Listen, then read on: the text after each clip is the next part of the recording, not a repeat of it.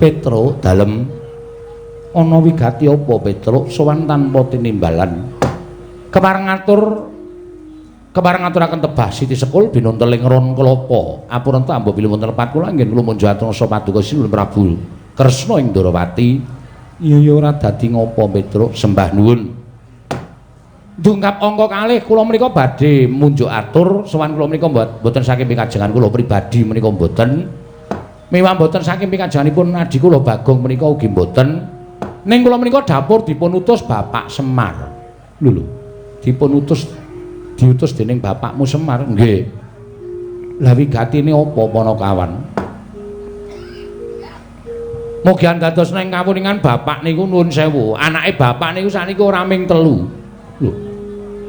Anake bapakmu Semar ora ming 3 mboten. Ning 4.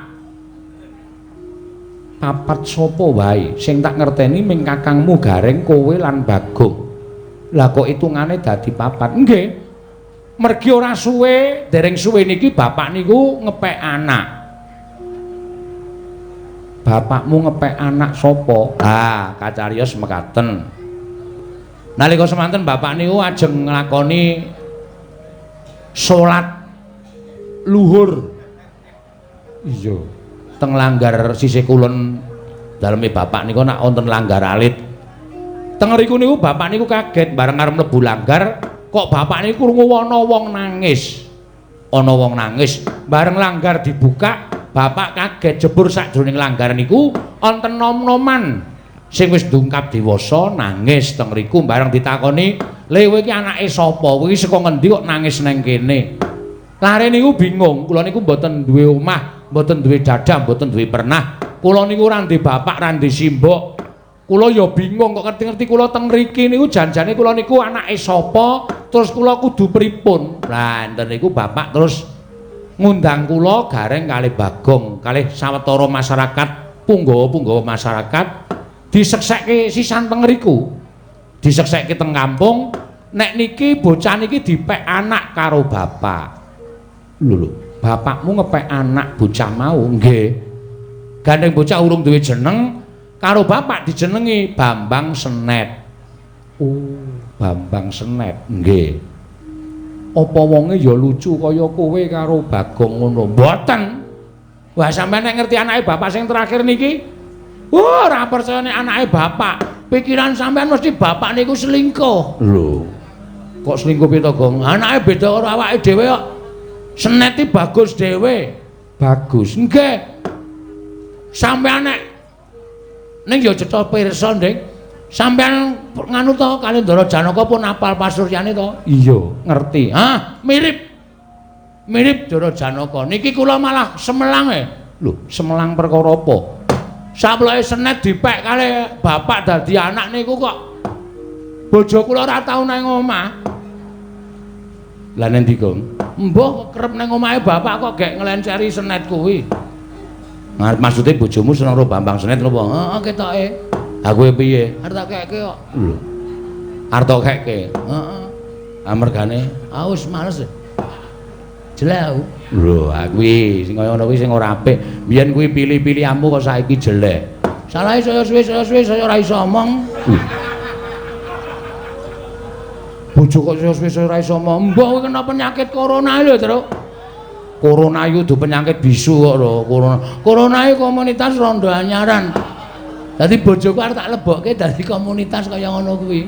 Lambemu kowe modaro. Cuak gedhe cengelmu ae. Ana wong urip apik-apik kok modar. Lah terus wigatine, lah sasampunipun Bambang Senet menika dipun aku dening anak, sawetara Bambang Senet menika mapan wonten ing Karangkadempel. Terus jebule Bambang Senet menika nuwun sewu, meneng-meneng matur karo bapak, nek Bambang Senet niku pengin rabi. Bareng bapak niku nakoni karo Bambang Senet, "Lah sapa le sing arep tok rabi, anake sapa? Apa tangga desa? Apa pancen saka Karangkadempel kene?" Bambang Senet niku prasaja, "Mboten, Pak. Kula gandrung kula kepengin rabi kalih putra Ndarawati sing nami Endang Loro Temon." Bapak niku apal kali putra Ndarawati. Terus dawuh kare kula, "Truk, coba kowe sowan ning Ndarawati. Apa Sinuwun Kresna kuwi kagungan putra sing jenenge Endang Loro Temon?" Nuwun sewu sowan kula menika nanjihaken menawa saestu panjenengan kagungan putra ing nami Endang Loro Temon. Petro dalem aku uga darbi anak angkat nggonku nemu uga ning sanggar pelanggatan. Lho. Estu niku? Iya Petro. Namine Endang Loro Temon. Putri? Iya wadon. Sampun dewasa?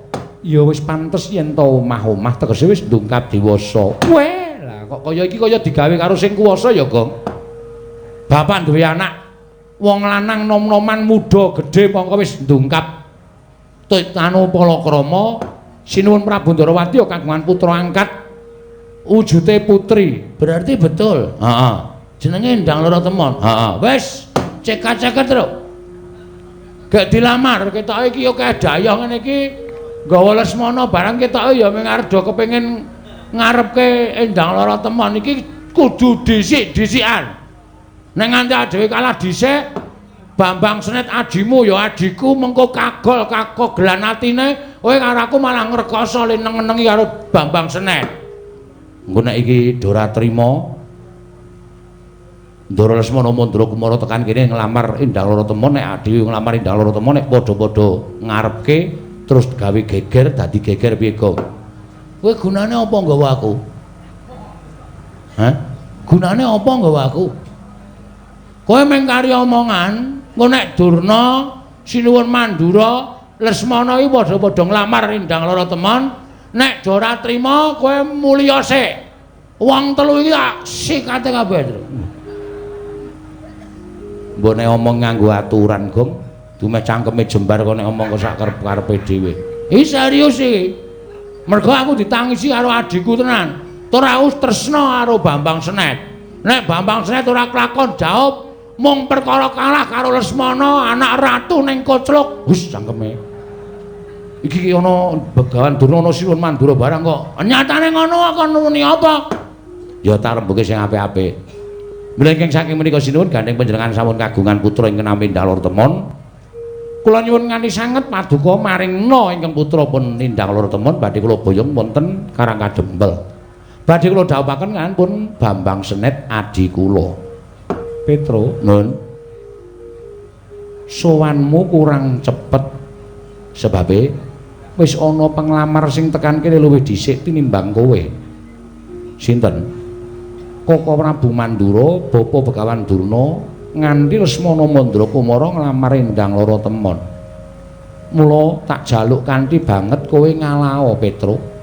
Kowe ngalao anakmu Bambang utawa anake bapakmu Bambang Senet kon golek wong wadon liya.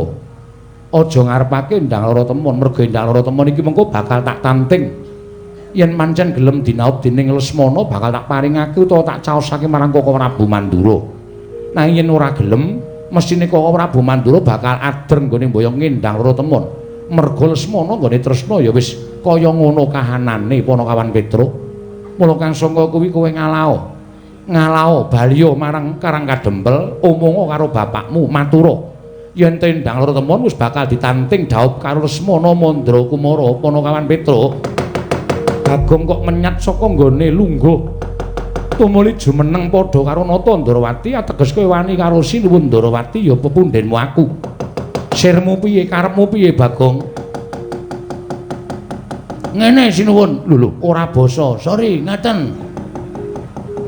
Niki perkara ora baen-baen lho. Niku perkara nyawa lho. Lho, nyawane sapa? Nyawane adik kula. Nyawane adik kula Bambang Senet. Nadyan Senet niku matur karo Bapak Semar. Nek kepengin rabi karo Endang Loro Temon, ning Senet niku curhate kali kula. Senet niku ketoke gegembolane ngatine karo Bagong. Mas, nek sampean mengke diutus bapak teng Karangdarawati, nek nglamar Endang Loro Temon, nek Sinuwun Ndarawati ora ngeparengake sampean dadi seksine. Kula ajeng minggat saka Karangkadempel. Kula arep mlaku nganti sak pati kula. Lho, niku napa ora mesake?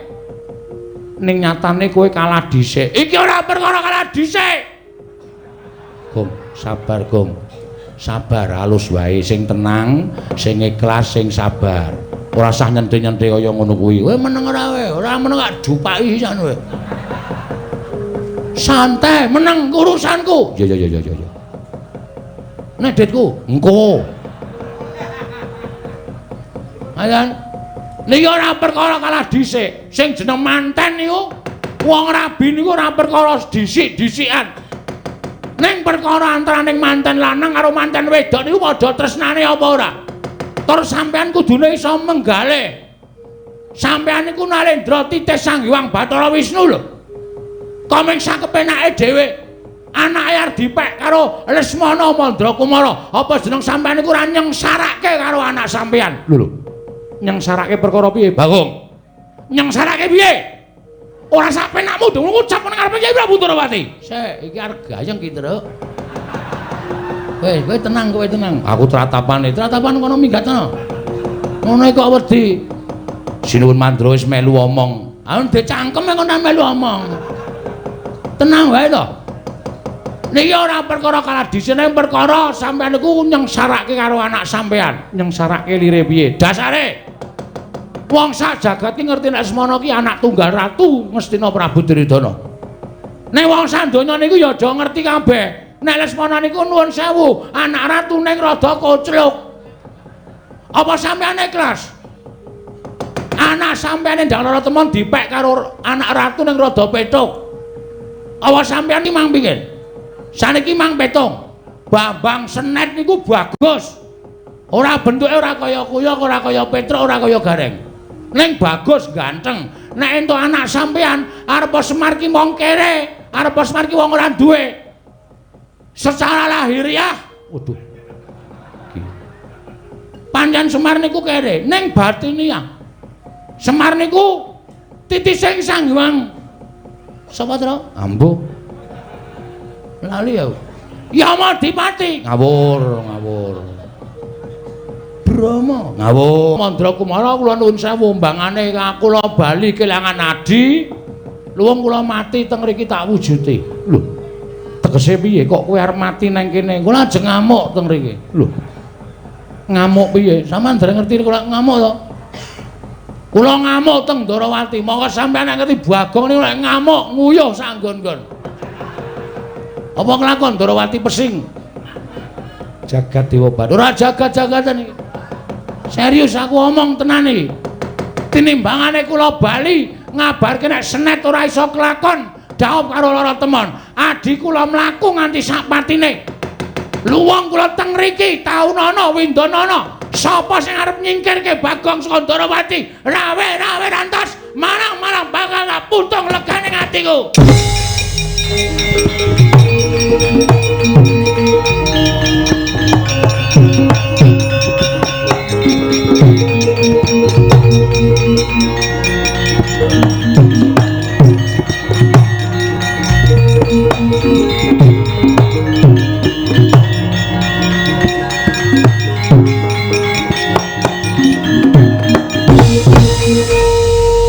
Maring jajaran sekretaning bawana iblis lanat. Wah, gugu karepe dhewe. Wah, lah kok ngatasi derajate gedibal pitulikur wong elek nyolok mripanmu Bagong Ndrawili ucapake grojokan nyerwete kaya bethe suwun bawa tegaran. Bagong, diar kowe. Apokmu wong nek omongane ora tau ditata ya entuk-entukane kaya ngono kuwi. Kowe iki ditimbali Sinuwun Mandura kok. Bagong. Kowe aja meneng wae. Kowe nak timbali wangsulan. Mladeni wong ngene iki sareh. Woh. Tapi ya tengah ora dadi. Sareh. Udawa rasane bake simbal barang apa kowe?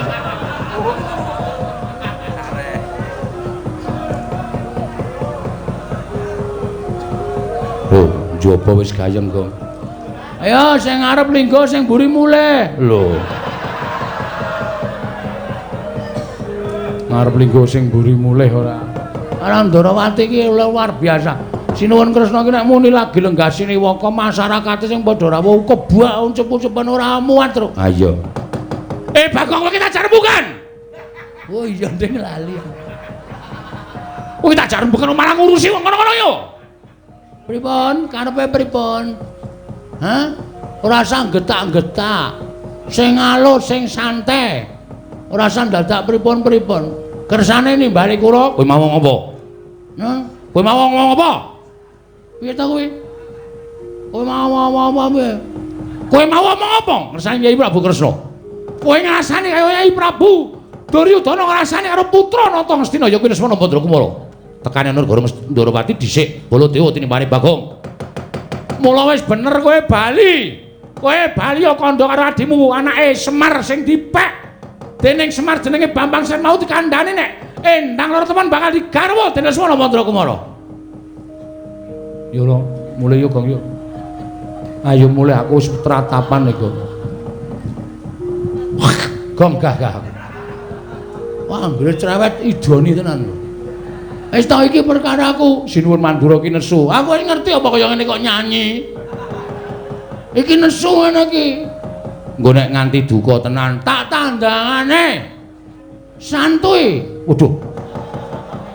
Santuy ya santai, ora ngerti basa milenial. Pripun kersane? Kowe bali.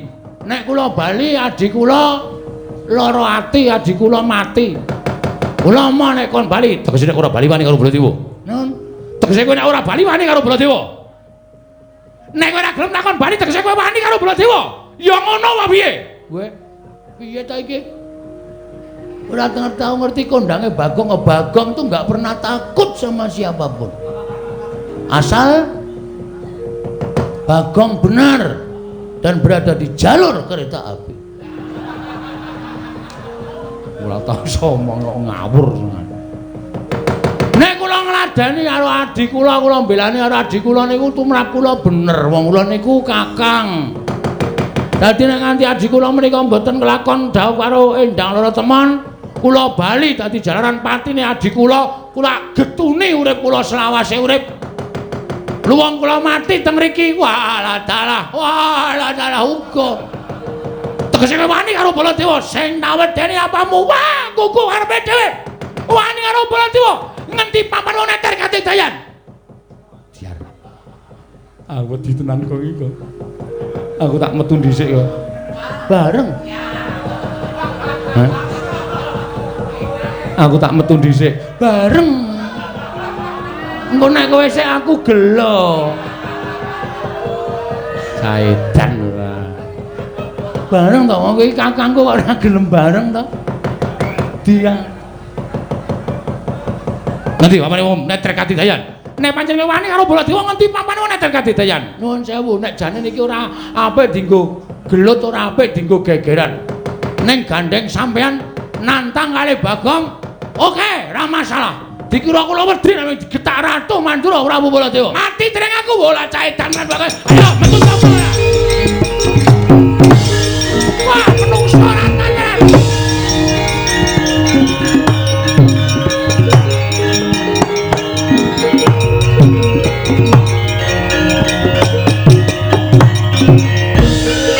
Wong edan.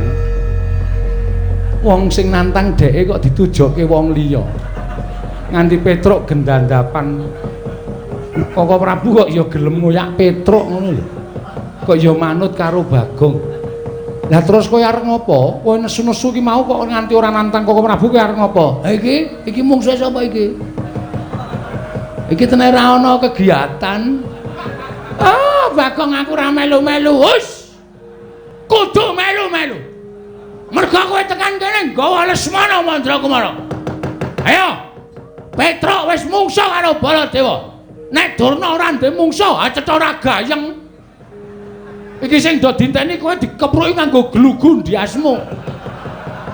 Ah, Bagong. Aku lagi ora enak badan, Bagong. Aku lagi mau nek kon perang, wis kudu perang. Ayo, kowe pokoke kudu gelut karo aku. Petruk musuh Baladewa nggo ngapa? Durna meneng wae. Oh, Bagong aku ora perang, aku mau perang tenan, Bagong. Aku kesel tenan, Bagong. Ora gelem metu njaba. Atok kene-kene.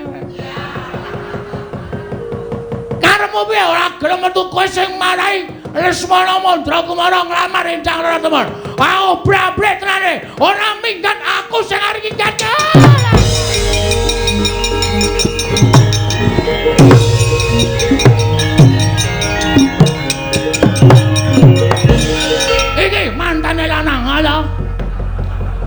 aku ora melu-melu Bagong. Ora melu-melu apa? Sing marahi adikku ditolak karo Sinun Prabu Ndarawati.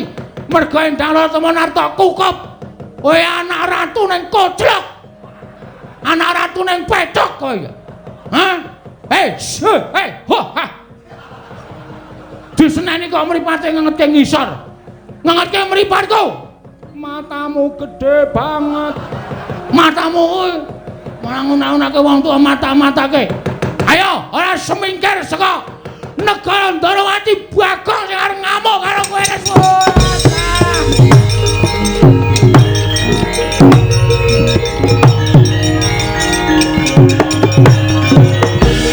Iki ya ngono.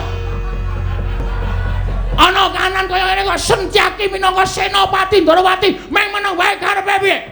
Hah? Aku ora wis nesu ora iso-iso tak nesoni. Ya wis. Kapok kowe. Seneng kowe angguyu ta kowe. Ana wong ditothok iki kapok kowe. Mboten Den. Wani yo. Mboten. Utawa ya ngono, Prek. Ya wis, ya wis. Wis ora ana sing tak seneni.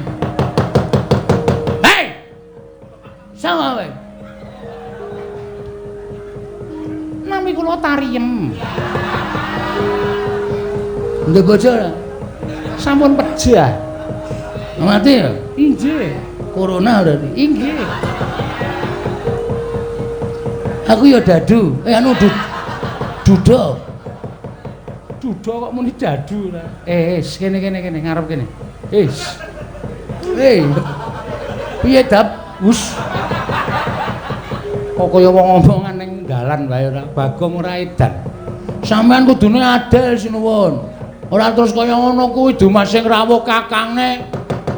Dumas sing rawuh ora anak ratu terus anake Semar dikiwake ora kena kaya ngono. Endang Rataman niku janjane kudu ditimbali mriki terus didangu.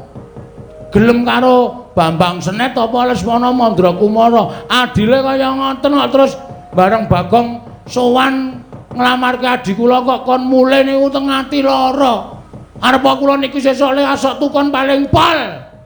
Niku ora kaya sing mangharapke.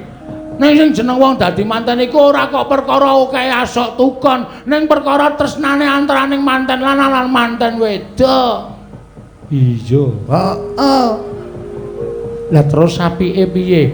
Endang Rataman jak mriki ditari, gelem ro Senet apa gelem ro Lesmana. Nek mantene putri jawab dhewe, kula krungu dhewe, gelem karo Bambang Senet, Lesmana kon ngalah. Ajare kabeh Kurawa. Nek mengke pilih Lesmana, kula ora arep wani napa-napa, kula tak mundur. Udawa wonten timbalan. Anakku Bak Endang Rataman timbalana mrene lho, ngislaken dawuh. Nah ngono tegese adil ora ngono.